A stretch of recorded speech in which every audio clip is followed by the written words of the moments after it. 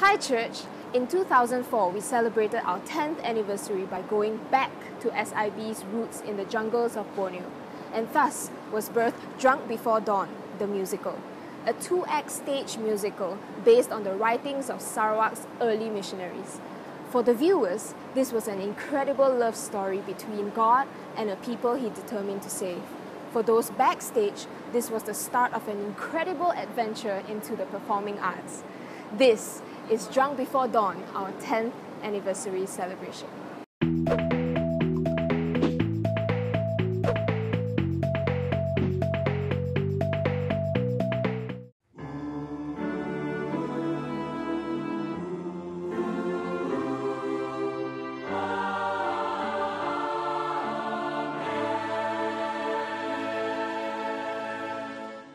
In 2004, it was our 10th anniversary, and just as we were thinking of what to do, I attended an amazing musical done by our young Sam Wing On, and suddenly my creative juice went into action. Pastor handed me the book written by Shirley Dees with the same title, Drunk Before Dawn. It was very captivating because it was a personal experience. It was like a diary. Why don't we tell the story about how the missionaries came to North Borneo in the 1920s? And what did they do to even bring these tribes that were extinct into and come to know the Lord? I got to love Wing On and said, Wing On, will you write a musical for me?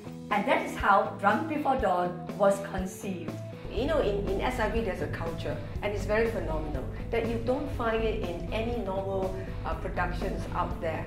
It's because we always involve the Holy Spirit in our creative process. It means that the story morphs.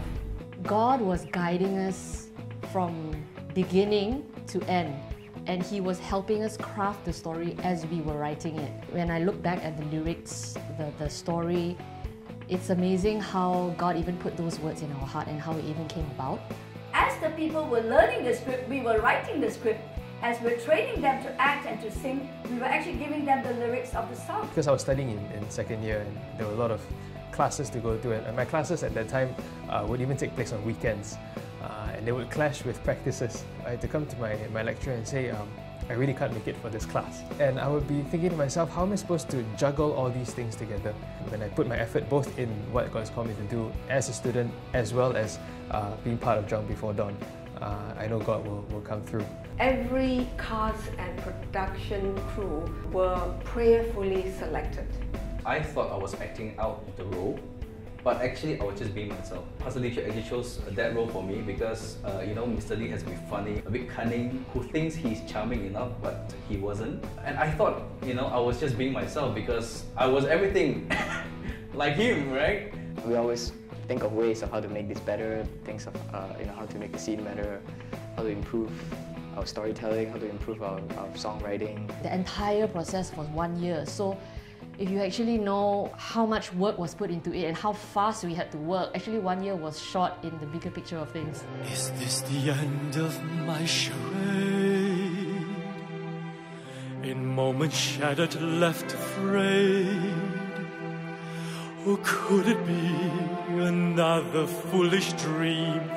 Have I been too naive to see?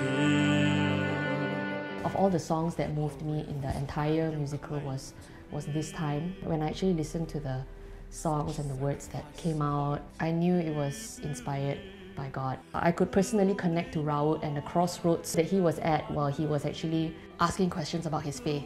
When I played her the tune and she has those words, and I just like, internally, she doesn't know this, but internally I was like, oh my God, this is so, like I have goosebumps, you know, I remember doing that. We always start our rehearsals with a short time of prayer and worship, followed by devotion sharing. Every end of the productions, we saw people get saved, and also myself, my character have changed.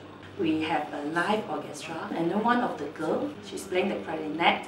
She don't know God at that moment, and we start to make friends with her. We build a good friendship, and to that, she accepted Christ. As I did Drunk Before Dawn, I realized, wow, these stories are important. These stories tell me about my roots, and what was really amazing is the heart of the missionaries, the three of them who came, and what they did and how God brought them here and where we are today is truly, in that sense, a masterpiece of God.